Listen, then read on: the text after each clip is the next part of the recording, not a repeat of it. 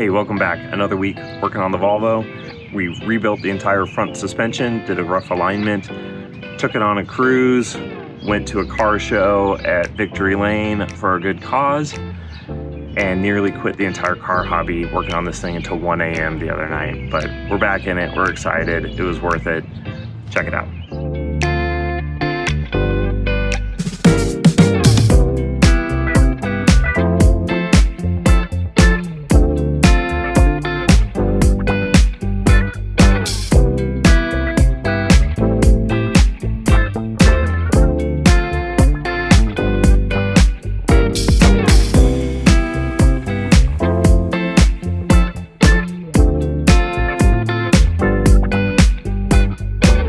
It's been a month and a half since my last video was posted, which is probably almost 2 months since I last worked on this. We're gonna freshen up the suspension on this, change the ride height, the front springs just a little bit. I also started work on rebuilding drive shafts, and I've got this whole box of suspension parts that I honestly don't remember what all is in here. Ever since I've lowered it, there's been a clunking sound. And I've been scratching my head trying to figure out what it is, because it didn't always correspond with what you would expect. Suspension travel didn't sound like it was coming from the front either. And so I'm running into this problem where you hit bumps and the transmission is hitting the cross member. Part of it is just I've replaced this mount before, and new rubber just doesn't last as long. I think also just the stiffer ride, it gets jolted around more. There is a heavy duty transmission mount that you can get. It's actually just off of a Volvo 164. So this is a 142, which means it's a 1 series as a 4-cylinder, and it has 2 doors. They made 142s, 144s, and 145s, 5s being the wagons. They also made a 164. The 6 would have had a straight 6. The front end looked different, but everything else is basically the same, but there's a few areas where they'd go through and put like heavier duty mounts because there's a heavier engine in there. I'm gonna start with replacing this transmission mount and getting the drive shaft in just to kind of get one job completed here. Then we'll move to tearing apart the front suspension.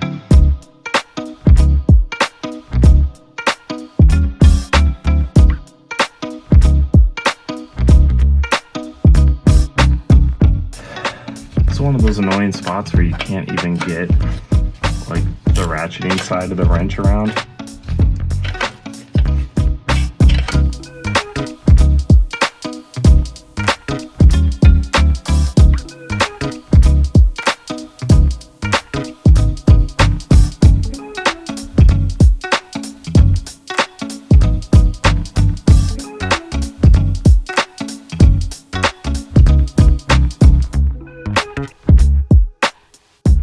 Already tell this is quite a bit stiffer, and even just trying to move it, it's sitting up higher, it doesn't jiggle as much. There's actually clearance underneath. Fixed. Now to get the rest of the drive shaft in.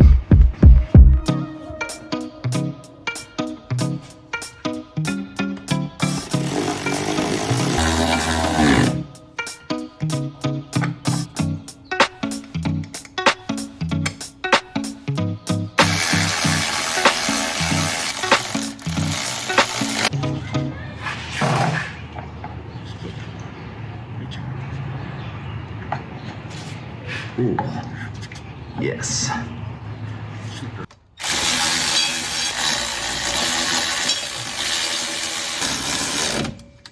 So there's been kind of a combination of suspension pieces going on. I started with a set of lowering springs. It didn't go low enough, so I went to cut off some of the front. I didn't take into calculation the fact that it's a double A-arm suspension. If you imagine this is your A-arm, your control arm, this is mounted to the car over here, and this is your wheel going up and down. The spring's about halfway in the middle. Because it's halfway, any change in height with the spring doubles at the wheel, roughly. Also, as you cut a spring and take coils out, it increases the spring rate. So these coil springs probably started off around 400 to 500 pounds per inch in the front. That means it takes 500 pounds to compress the spring 1 inch. Once I cut a coil and a half out, I calculate that they're probably about 770 pounds per inch right now in the front. So pretty stiff. Stock is 325 pounds. So my new springs are 450 pound, 9.5 inch tall springs. The current springs are roughly 8 inches with the spring pad. So the extra height of the springs will raise it up, but the softer spring rate will let it settle a bit more. So I'm hoping that we'll be able to bring the front about 1 inch up. Right now, the fender height, rear and front, measuring just to the top of the wheel opening, is 23.25 inches.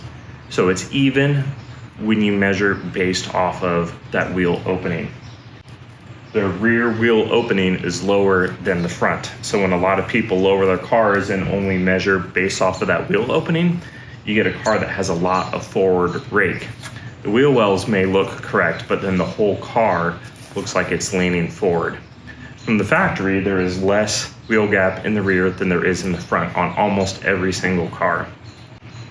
I like it when the car is more level. Yes, that means the rear is going to tuck a little bit more, but that's how every car is.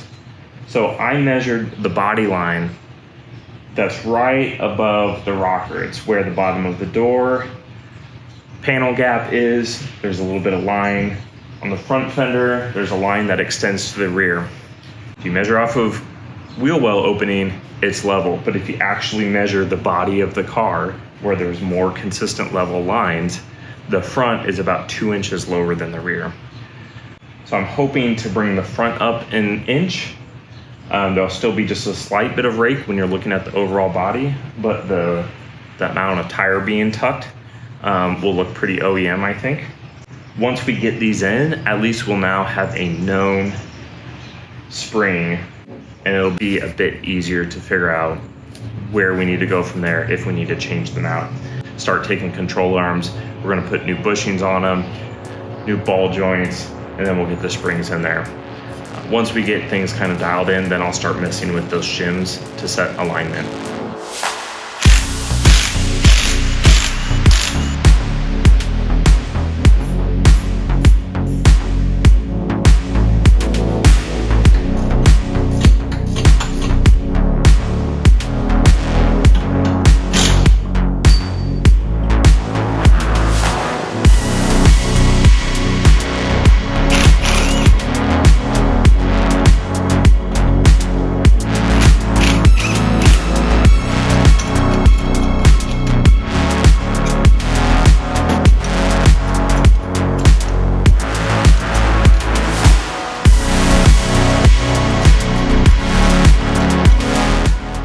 Well, that only took like 2 hours longer than expected.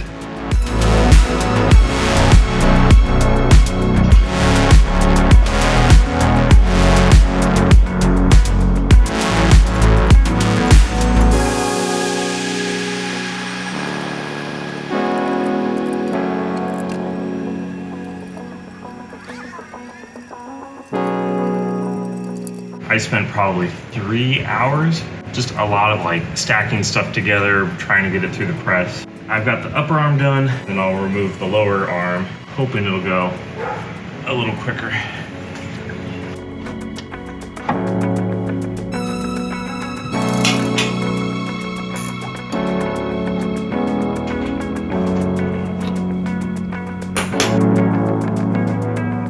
We're a couple hours again. Getting this bushing out has been a pain. Cut it with a reciprocating saw, and I'm kind of folding it in on itself, and that should take some pressure off of it. Another, I don't know, probably hour later, and it's all together. We've got new ball joint and new bushings, ready to go back in now.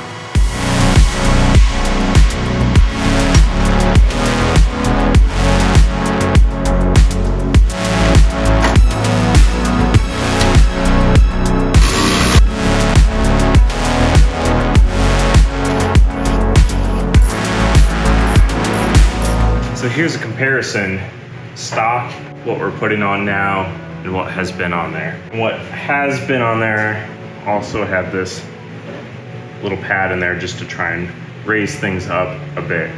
These are noticeably beefier than even what I'm putting on. They were about the same height as this originally, but noticeably thicker diameter. I've got the driver's side all back together, except for the sway bar end links, because we're gonna put that new sway bar on. I'm gonna tackle the passenger side. It's getting pretty late. It's almost 11 p.m. here on Saturday night. So I really wanna get that side done. Probably just gonna go off camera, finish that up. Next time I see you, we'll be putting this thing on the ground. Several days later. Welcome back. It's another day. This kicked my butt the other night. I was out here until 1:30 in the morning, but I did get both sides done. So all the control arms have new bushings, new ball joints. I got the new springs in, got it all put back together. I spent just hours sitting at the press here. I'm pretty happy with the ride height so far. I haven't actually driven it. I did do the measurements. Fender to ground, it's about 1.25 inches higher than it used to be. I think it's gonna ride way better and just make it more enjoyable to drive. And I think it's still quite a bit lower than stock. We'll see if we can get some stock measurements from someone with an original one. I also got the sway bar in. I'm gonna lower it down a little bit and show just how I plan to do some rough alignment measures. This will let me get underneath of it and put those shims in. But also it's at a height with where I can use a step stool and use this camber gauge. This is a very cheap one. Again, I'm not going for super accurate. I'm just trying to get it close so I can drive it around a little bit. To use it, you can stick it to your brake rotor because that's a nice even surface. These wheels pretty deep, and so can't even really read it once it attaches. So I'm just applying it to the center cap here, which is a pretty flat surface. We're about almost 2 degrees, maybe 1.9 degrees of positive camber. So I've done my rough measurements here. So camber is pretty easy, just stick it on like what we saw. The front left has positive 1.8 degrees, the front right, positive 0.8 degrees. The factory specs for this do call for slightly positive camber, but I am gonna go for slightly negative camber. I'd like to be kind of around 1 degree. So here, so the factory specs call for 0 degrees to 1/2 degree of positive camber. I'm actually gonna set it to like 1/2 to 1 degree of negative camber. To check for caster, typically you would have plates that the wheels set on. You'd measure turning 20 degrees one way, turning 20 degrees the other way. You put the camber gauge on here. It'll give you slightly different camber readings as it's at those different angles. You find the difference between them and you multiply by a factor, a lot of times 1.5, and that will give you your caster angle. I don't have those plates. Again, we're just roughing it. So I'm just turning the steering wheel a full lock left, a full lock right. There are 2 bolts that secure the top control arm in place, and there's shims that you can put behind it.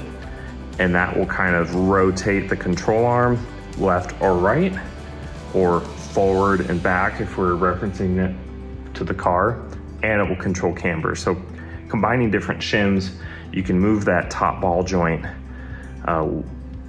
out or in or forward or back, and that's how you adjust camber and caster on these cars. This is a pretty common 60s, 70s car setup. A lot of times today there'll be eccentric bolts that are a lot easier to kind of manipulate. This is a little bit more intensive to do.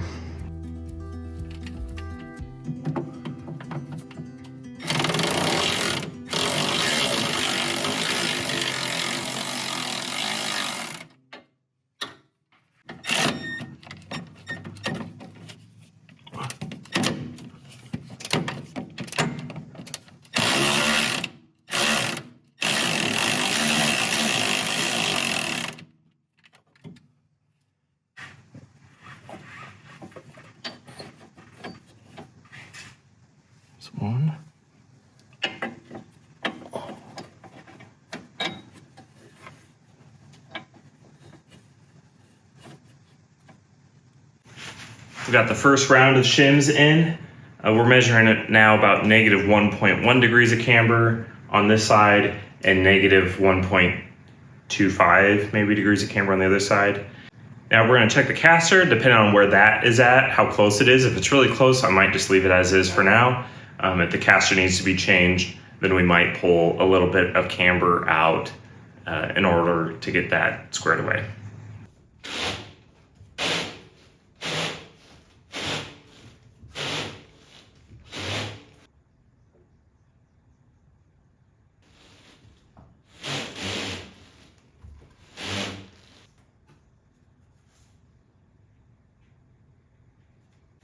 So the math is working out pretty good. Actually, caster, both sides were at positive 1.1 degrees by my rough calculations at least. And it's even, which is great.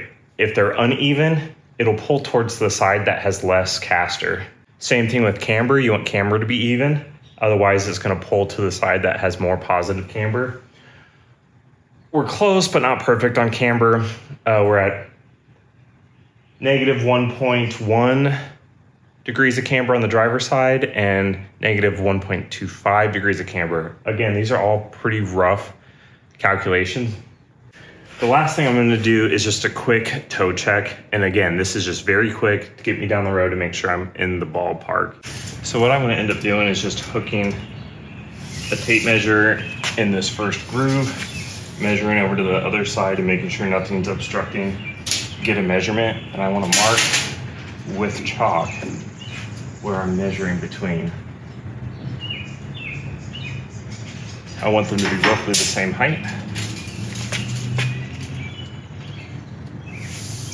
And I want to ensure I'm using the same tape measure. So I'm measuring 54 1/4 here.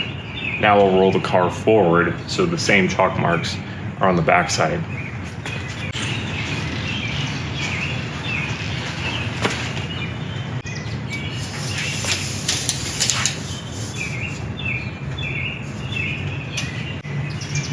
Measuring the backside, I'm also at 54 1/4, which means I have 0 toe right now. The book calls for 1/8 of a degree of toe in. Again, I can't necessarily measure super accurately. So toe 0 is fine for just some like general driving. We don't want to do it long term, especially with the front wheel drive car. As you accelerate, the wheels tend to toe out. So I may get a little positive toe like on the interstate right now, but this will be good enough to drive around a bit and get me to the alignment shop.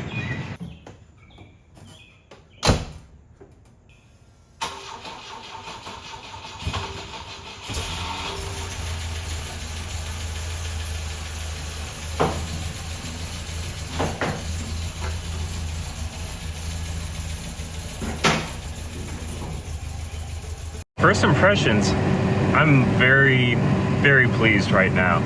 It's kind of a struggle getting through all that suspension work, all those bushings. But I'm going down a pretty rough road right now. 24th Street in Omaha, kind of in downtown. It's still a little bouncy, but it's way smoother than it was before. Going to those 450-pound springs over those like 770-pound springs in the front, I think made a big difference. Having the extra ground clearance, having a transmission that's not banging around, and having just like really fresh, tight suspension now. It feels pretty good. We'll put some more miles on it and take it in for an actual alignment. But I think all things considering, can't really ask for much more. Hey, we're out here at Victory Lane for Cars in a Cure, supporting the Leukemia and Lymphoma Society. Really cool show, a lot of cool cars. This is a crazy place. Basically each of these bays people own. They're like car guy condos. They're worth more than my house, but it means there's a lot of cool cars out here. So we'll walk around and kind of check things out.